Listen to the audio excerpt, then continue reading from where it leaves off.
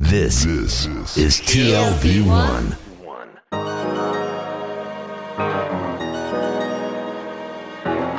The Tel Aviv Review. Hello and welcome to the Tel Aviv Review. I'm Dahlia Shendlin. And I'm Gilad Halpern. Every week we bring you conversations with authors about their books and research and other things that we find fascinating and topical. If you like us, please consider becoming a Patreon supporter by going to our homepage, tlv1.fm/Tel Aviv Review. Scroll to the bottom and click the big red button that says Patreon. Click and support us. We're counting on you. Our guest today is Professor Timothy Brennan of the Departments of Cultural Studies and Comparative Literature at the University of Minnesota. He has written extensively on topics ranging from musical traditions in the Americas to Marxism and culture to intellectual history. And his eighth and latest book is Places of Mind, A Life of Edward Said, and it falls under the latter category. It was published in 2021 by Farrar, Straus and Giroux, and we are delighted to welcome him to the show, talking us from New Jersey, Professor Timothy Brennan. Hello and welcome to the Tel Aviv Review. Thank you. Hello. So, A Life of Edward Said, why the indefinite article? The short answer is that my editor insisted on it, but after she did, I realized that it was the smart thing to do. I had written a lot about Edward before this, maybe 13 essays, some of which I had written while he was still alive. And in those, I'm staking out my own theories and positions. I set about writing this, though, to not do that. I learned so much from the people that I interviewed, and plowing through the archives as well, I realized that there are certain experiences that certain people had with him that I couldn't have had, and therefore offered perspectives that I could never have come up with. And my job, as I saw it, was to triangulate and to, as much as possible, capture the many sides of Edward Said. Nevertheless, I realized that there are so many different kinds of people, so many smart people who have written about him brilliantly in the past, that it would be absurd to claim, and I think the word "the" would suggest that I was claiming that this was the definitive and final and complete and comprehensive picture. Nevertheless, I tried to be complete and comprehensive, but I recognized that's probably impossible. Well, I like it because it raises a sort of postmodern angle. This is one way of looking at it, and there are others. Maybe you want to get into the many angles of who Edward Said was. Yes. Well, let me just note, though, in passing that, Edward was very much dedicated to the idea of taking a position. So the notion of ambiguity and ambivalence, which really characterized the theoretical milieu in which he worked in the academy, was one that I think he was rather resistant to. He wanted there to be this notion, the quite unpostmodern notion, that there is a history that happened and that it can be recovered by the careful and responsible reading of texts about the past. So this is a very important part of what he means by the term philology, for example. So he really believes that there are better and worse interpretations of the past. He wants to insist on the facts, right? Which is the very thing that the people who disliked Orientalism so much thought that he was guilty of not believing. So I don't think that he would be open to the idea that this is just a perspective, just one perspective, and every perspective is kind of equal to every other perspective. This would be a postmodern notion that I think he would really reject. So the idea here is, have I, in the writing of this biography, culled the right facts, and have I assembled them in a plausible narrative? That, I think, would be the bigger question. Getting to the meat of your question, though, the many sides of Edward, well, what can one say? I mean, he lived a polyphonic existence in a number of different ways. And he was, of course, a pronounced literary critic, probably the most revered and influential of his generation. He was an acerbic music critic. And according to people like his close friend Daniel Barenboim, who would know, Edward knew everything there was to know about classical music, even more than the people that Barenboim collaborated with in a long career. So there was this outlet of his that had to do with a knowledge of classical music, a history of performance, all of the details and nuances of counterpoint and problems of composition. He read music theory books. These were important to him. They were part of the humanist tradition. So this would be another dimension. I mean, obviously, he was a professional conversationalist. Probably the genre of writing that he excelled in the most was the interview. And it's really, that made him a public media figure, which would be another dimension of him, right? That he was able to think on his feet, that he could charm, the socks off of hostile interviewers on the nightly news, that he could make Gene Kirkpatrick look like a fool, in an exchange. These were the things that, as a professor of literature, knowing that that's what he was, you say, who can do this? But this guy, I mean, this is like, it makes it fun and important to be a professor, in a way that never really existed before him, or rarely existed before him. So these would be some of the things that, I would say in answer to your question. But of course, there's that other side, which is this very, very complicated psychology. He was, of course, in therapy most of his life, going twice a week, intense therapy. And he was somebody who was just at war with himself, right? He didn't really feel confident in being an Arab alone, or an American alone, or a New Yorker alone. He felt inadequate. He felt that he hadn't done enough for the cause. He felt jealous of the militants of the Palestinian resistance. He loved being around them because he felt like it was something that he couldn't live up to. So I don't want to go on and on, but these would be glimpses into the complexity and many-sidedness of his character. No, so let me take you, further on this route and ask you that, he was, as you said, at war with himself. These many aspects of his personality, often in conflict with each other. But did he also see them as cross-fertilizing each other? Did he see all these rather distinct areas of interest and expertise as having anything to do with each other? And also, to you as a biographer, when writing about the very diverse sort of personality that he was, did you see any points of contact, any parallels and paradoxes there? Very much so. I think that it's probably the connections that I made between these different areas of knowledge and expertise and his different undertakings are probably ones that I can't be sure that he would have made himself. I think that he did take on these many different tasks and was so proficient and fertile in these different areas of pursuit because he had to be. Partly it was an accident of the way that he was brought up. He was brought up in a privileged family in Cairo that bored him. He was cut off from the real life of Cairo and was highly aware of that fact. And so he had to find some intellectual outlet. And this is before he had any of the later relationships with intellectuals who would, steer him along the road that he eventually took. So what did he do? He threw himself into music. Music was his first intellectual engagements. The first books that he seriously read and memorized the facts of were, histories of opera and performance. So his first intellectual tutor, you might say, was his music piano teacher in Cairo, a Jewish immigrant, Ignaz Tigerman. So, these are the things that I would say about that. But you were actually asking something else, and I've forgotten it for a minute. You were trying to say something. Could you just repeat a little bit? No, this is exactly. I think this is a good line of questioning because actually it does segue into another question I had about music in particular, especially as somebody yourself. You've written about music, and the deeper underlying aspects of the music that reflect upon our culture and history.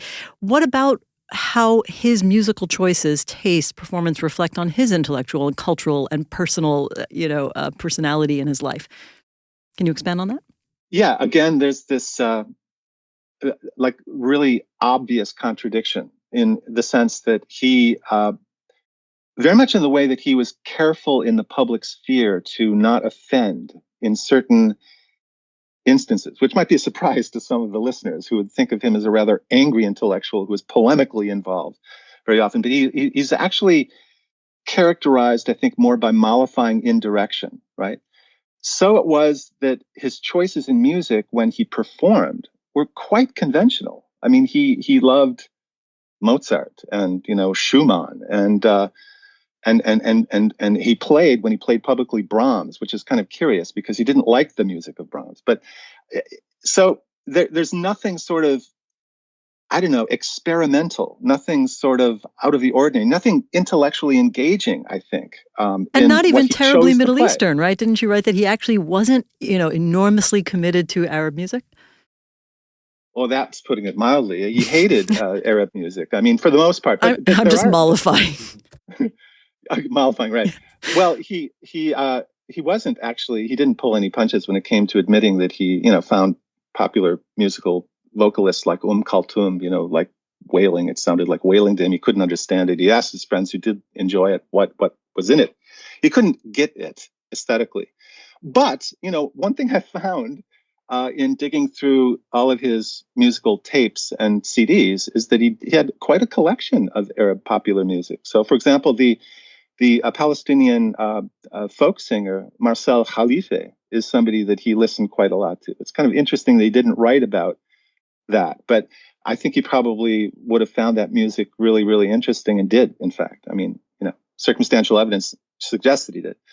Here's the other side, though, and this is why I'm saying it's something of an obvious contradiction, that although from my point of view, being somebody interested in classical music, his choices when he performed were banal and sort of predictable.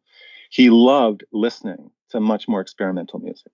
And so he would listen to people like Harrison Birtwistle, for example, right? Or John Adams. And that's where his tastes were. And he liked to write about them. We have to at some point discuss Orientalism, so maybe that moment be now. Of course, his incredibly influential magnum opus that almost single-handedly shaped post-colonial studies. And the interesting thing, going back to what he said about the many contradictions within him, it was that that it was composed by an Arab who was entirely immersed and in many ways admiring the most elitist Western culture.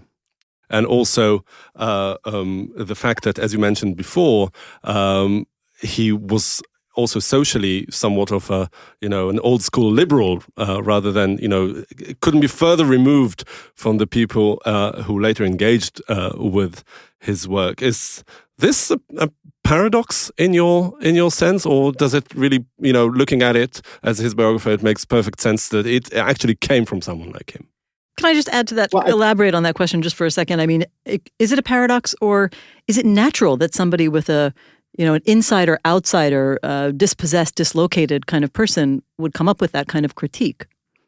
Well, I think that you've characterized well the general reaction and response to Orientalism, but there are certain things that I tried in my biography to bring out that is not generally recognized, which is to say that although he was deeply immersed, obviously, in European scholarship, primarily that of France and England, in the writing of Orientalism, that he systematically apprenticed in the traditions of the Arab Nahda, that is the Arab Enlightenment intellectuals that preceded him. So I think that he really consciously thought of himself as an Arab intellectual, and that he wanted very much to arrive at some point in his career at a completely indigenous theory, right? Something that didn't owe its influences to the West, although he clearly was influenced by Western thinkers. So I think that, Orientalism is also not, I think, just something that you can write off as the product of a standard conventional liberal sentiment. This is another point I think I tried to make clear, that Edward was much more radical in his politics than he often let on. He was, as I think I put it, for much of his career, a secret agent in a way, right? In the sense that he meticulously and consciously hid much of what he believed in order to be heard. So you could, I think that this is where there's a lot of controversy over Edward. You can look at this as a kind of strategic tact, or you can look at this as a form of opportunism. And I honestly have to say that I think in some cases it was the one, and in some cases it was the other, when he didn't speak out when he should have. But at any rate, I don't think that the point of view that one gets in Orientalism or in others of his work, particularly the writing he does for Arab newspapers, kind of voluminously towards the end of his life, is so unrelated to, or so far from, the Marxist intellectuals that he was constantly invoking and constantly acting as an attorney for, you might even say, within the academy, to kind of make it acceptable for middle-class intellectuals in the university carving out a career for themselves to write about people like Georg Lukács and Antonio Gramsci.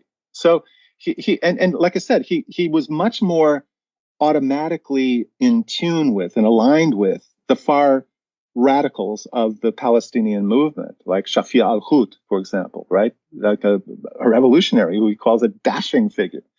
So the other thing, though, is that, Orientalism is a book that many people complain about by saying that it's belated, that many people before him had made these arguments. But I think that they really don't understand why it was Orientalism and not these other works before him that took off. So the thing that I think makes Orientalism still so potent and still so able to, arouse the ire of his opponents is that it's doing a couple of things that none of those other attacks on, these fantasy projections of what an Arab or Muslim is, right, which is fundamental to the argument of Orientalism. That's what those did. But what he does in addition to that is, first of all, he's saying that the problem of representation, right, the way that intellectuals put ideas into words and create stories and convey information, that is not simply representing, for well or ill, reality. It's part of reality. So this is the point that he's making there that I think that is very important. Number two, he's very cleverly putting into historical garb contemporary dress, right? So he's talking about all these people from the 19th century, but he's really talking about people like Raphael Patai, and Yehoshaphat Harkabi and Bernard Lewis, right? Who are the contemporary Orientalists, the people who are in league with Zionism, who are, kind of like the secret agents of the Israeli state. This is what he's saying. And there's other things too. He puts the humanities intellectual at the center of the drama, which I think drives the, area studies experts that are largely the Orientalists of today crazy. So is that the innovation, that he sort of flips the lens and says, we're not going to focus just on the subject of the research, or the objects, I should say, of the research. We're going to focus on the people doing the research, and we're going to train our sites on the epistemology of it. If that is the main innovation, it seems to me that that's a direct outcome or influenced by postmodernism, maybe specifically Foucault. Could this have appeared without the preceding school of postmodernism? Well, first of all, he's always been hostile to postmodernism. So I would make a distinction here between postmodernism and the kind of linguistic theories of structuralism and then later post-structuralism that he was, in fact, heavily, invested in and reading the work of in the early part of his career. So there's a distinction to be made between those things. He was always enormously hostile to, for example, the figure who really kind of gives, the articulation of postmodernism and the Academy, Jean-Francois Lyotard. He hates this guy. He hates Baudrillard. These are the postmodernist figures. Foucault and, not Derrida. He disliked Derrida intensely for other reasons, which we can get into if you like. But no, it's people, like, Merleau-Ponty and Lévi-Strauss and these kinds of figures that lead up to Foucault for him. These are important. But no, I don't think that his point in Orientalism is compatible with a post-structuralist position. It's in fact the book, unlike Beginnings, where he really does announce that he's departing from it. He characterizes the book, I think I say this in my own biography, to one of his former advisors as almost positivist in its orientation, in the sense that he's trying to set the record straight. He's trying to dig up the archival facts of the past in order to establish a pattern of thinking. Right. And what he's trying to establish is that narrative stories that people tell are they create reality. I mean, this sounds like a postmodern point. It isn't a postmodern point because he cares about that reality. He spends the whole latter part of Orientalism trying to show the misrepresentation of the real facts on the ground in the Middle East by the U.S. media. This is not an argument that comes from postmodernism. Now, where he differs from Foucault is something that he makes clear in the introduction to Orientalism itself. He says, look, unlike Foucault, I believe that history changes because there are historical agents who make choices and bring change about. He's a big believer, Said was, in how we all as intellectuals choose our lineages, right? We actively build a constellation of figures who we allow to influence us. And that constellation forms us. And so his whole image is one of a kind of a humanist continuity of ideas with the past, rather than this abrupt epistemological break, which people like Foucault are always talking about. You read Foucault, and in his books, things just change. There are these epistemic shifts, but nobody's doing it. And he's writing his book with that in mind. That's what he wants us to believe. This is where Said differs from Foucault, among other places. Yeah, you may have answered my next question in your discussion of Said as an intellectual tout court, but I'd like to ask you about his being a Palestinian intellectual and a very vocal speaker for Palestinian nationhood and Palestinian rights.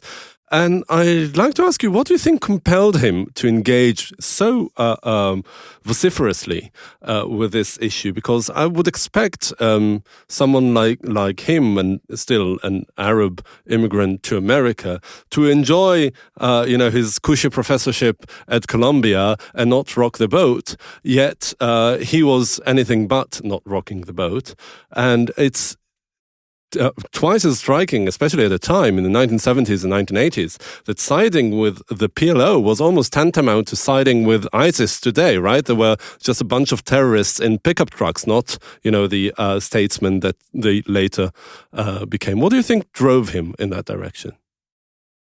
Well, I think a number of things. One of the things I try to establish in the biography is that unlike the popular view on this matter, Edward Said did not become political for the first time in 1967 as a result of the Six-Day War. I mean, he was a witness to the immigrants pouring in from Palestine into Cairo.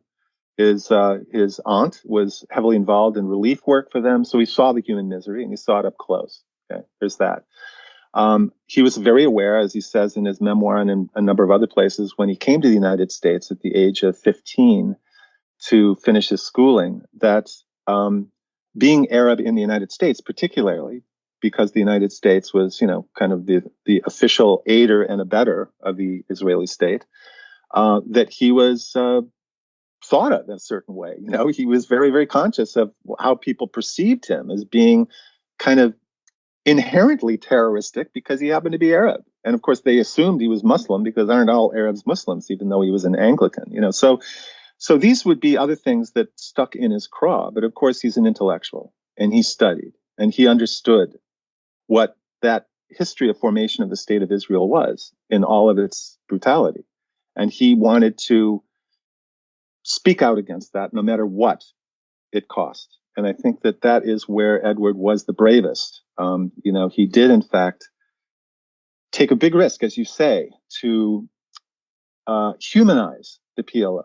And right from the beginning, to attempt to understand its inner workings. When he was in Beirut in the early 1970s, he is in Beirut right at the time that the PLO is forced to leave Jordan, and now makes Beirut its headquarters. So he's busy trying to make connections with them just to understand really what it's about, because he wants to be a part of the cause, but he doesn't really know what he's joining.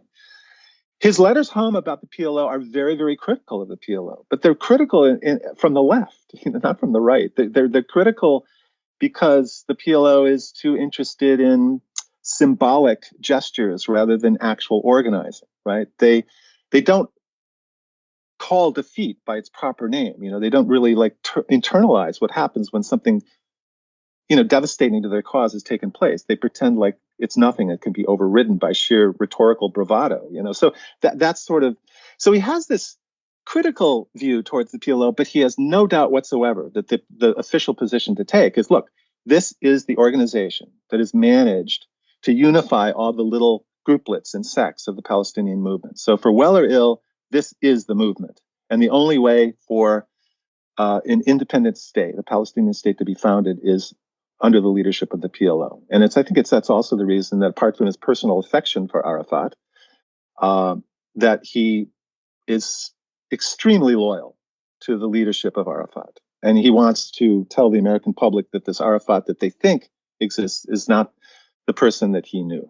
That Arafat was sensitive, that he was kind, he's funny, he was always there with a notebook taking down, just to create this image of a person in the world that was so at variance with what the world. So yeah, he humanized the PLO. He legitimized their leadership, and of course, all of that fell apart later under Oslo. But for all those years, he, although critical in private, was very, very careful to be a loyal supporter of the Palestinian Liberation Organization. And what did that mean in terms of his perspective towards the use of force during the 1970s when it was still more common for PLO-affiliated groups? How did he relate to that? And then how did that morph into his later treatment of the term terrorism? Right. Edward was very careful the way he plotted out his career in every respect, not just politically. So the way he made interventions as an intellectual, as a critic, as a theorist were very carefully planned out, So I think that he was careful not to join any of the factions that later were put under the umbrella of the PLO. He was very close to the Democratic Front, which had relations with the Popular Front for the Liberation of Palestine, which was the Marxist-Leninist group of the PLO at the time. He never joined it, but he was close to it. So he was like sort of affiliated with it, and his friends and associates, the people he listened to and talked to, were in that group. So I think there's no doubt at all, like in the late 60s and early 70s, that he is entirely supportive of a military response to, the Israeli outrages, right? This is a popular liberation struggle. So of course, armed struggle must be defended as one of the options. But I think that what happens, and it happens really early, is his friendship with Iqbal Ahmed, right? The Pakistani intellectual and third worldist revolutionary and activist based in the United States, really changes his mind, because Ahmed, very early on, I think it's 1971, might even be 1968, I'm not sure, gives a lecture to a Palestinian Liberation Organization supporters in which he is opposing the military option. He's saying, look, the only way we're going to win this struggle is to have the moral high ground, to win the moral high ground. So what we have to do is convince people that Zionism as an ideology is exclusionary and it's discriminatory and it's colonialist. That is the position. So we have to do what the ANC did in South Africa. And I think that position wins Edward over very early. And that is more or less his position for the rest of his life. Yeah, it's interesting to review how his attitude towards a political solution for the Palestinian question morphed over time from support for the two-state solution. Later, when it came, it became all the rage and like the most mainstream idea, he took a step back from the PLO and the Oslo process and became a vocal critic of it. And also, towards the very end of his life, and also it might be a good intellectual exercise that you do also in the book to try to imagine what his position on the Palestinian plight in the last 20 years would have been like, with calls for anti-normalization and BDS, etc. Can you take us through his, his ideas of the answer to the Palestinian question? Right. Well, as I think and I think as many of your listeners will probably know, that he was, of course, very firmly in the camp of a two-state solution, an independent Palestinian state that with mutual assurances of security with the state of Israel, this state would be formed in the, occupied territories and so on. That I think that, and that was the position that he emphatically endorsed as late as 1988, when the Algiers conference of the PLO met and, of course, famously accepted all of the UN declarations for mutual, independence of the state of Israel, to recognize the state of Israel, in other words, right, as a fact on the ground, is not something that we're going to remove and so on. So that is his position up to 1988. And then it's only a few years later, right, that the Oslo Accords take place and the position changes. And I think the thinking is this, that given the intertwinement of the Israelis and the Palestinians, and of course there are many Palestinians who are Israeli citizens, and this is another thing that really changes his mind. He understands that many Palestinians are very supportive of Israel, and they think of it as their country. So all of these things are happening on the ground, and the success really of the repression in the occupied territories and the the kind of the Bantustanization of the territories, all of this really forces him to draw the conclusion that the only option will be a single state, and therefore the demands of people interested in the Palestinian plight will shift importantly, right? It will no longer be two states that observe each other's, internal security. It now switches to, will Israel combined now with Palestinians be a democratic state, or will it be an apartheid state, right? So that shift in emphasis is one that probably he thought, and I certainly think, is one that would be more appealing and more understandable to the broad public that you're trying to persuade and convince. So that switch to the one-state solution, I think, would be understood in that way. However, it's also important to add, and I want to add this, that both he and Chomsky understood that an outright claim for an immediate, democratic secular state in the current form that Israel has taken would be a gift to the Israeli right wing, and that it wouldn't take that form. It would be a stages concept where you first began with sort of, mutual autonomy, and then it would later be kind of a federalist structure, and then eventually you'd get to this end. But that's their concept. Now, the big question is this: like, it seems to me the difference between now and when Edward was writing, even towards the end of his life, is that on the one hand, there's never been better openings for the Palestinian case, in the sense that youth in general are sort of reflexively pro-Palestinian these days in a way that wasn't true, even in the early 2000s, I think. So there's more of a basis upon which to build, sentiment and sympathy. On the other hand, the brutalization is a little bit further down the road. I mean, the United States under Trump, of course, famously recognized Jerusalem as Israel's capital, and there's now open talk of the outright annexation of Palestinian land. In this respect, it's a much worse kind of situation. So all of this kind of brings us to the question that you just raised in passing, the BDS movement, the boycott, divestment, and sanctions movement. What would Edward have thought about that? We can only speculate. It's hard for me to try to answer it myself. I think that he probably would have supported it critically. That is, he would have been very, very careful to distinguish between, official engagements with individuals who are dissidents within, or who are interested in free discussion within Israel, like we're having right now, and kind of formal associations with organizations and so on. So the kind of thing that was used under the ANC when the ANC was fighting for the anti-apartheid struggle in South Africa, that kind of idea. On the other hand, he, one of his proudest achievements, of course, is the West Eastern Divan Orchestra, which has been targeted by the BDS movement, specifically as being in an unsavory way normalizing relations between Israel and Palestine. So he wouldn't have wanted to give that up. So this leads me to a question that I think that to me seems to be kind of characterize the many contradictions within Edward Said. I mean, your book really portrays him as the quintessential cosmopolitan in his life. I mean, he, grew up in cosmopolitan Cairo, felt very close to Beirut in those years before the war, and New York, of course, being a polyglot and secular, which is part of it. And you say, I think at one point that his kids remember that he used to say every couple of days, I'm an atheist.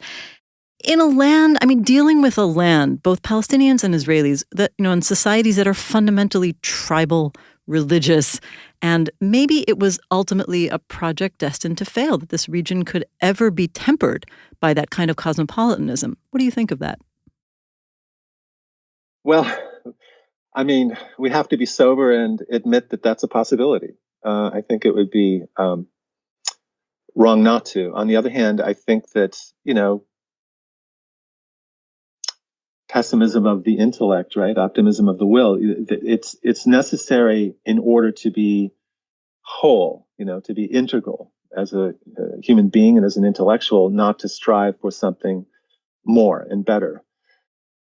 You can call him a cosmopolitan, and certainly that would work in the way that most people understand the term cosmopolitan. He was urbane, he was multilingual, his interests extended to so many different countries of the world. He's a world traveler. Obviously, all of those things fit the bill. On the other hand, he's fought for most of his life to build a nation.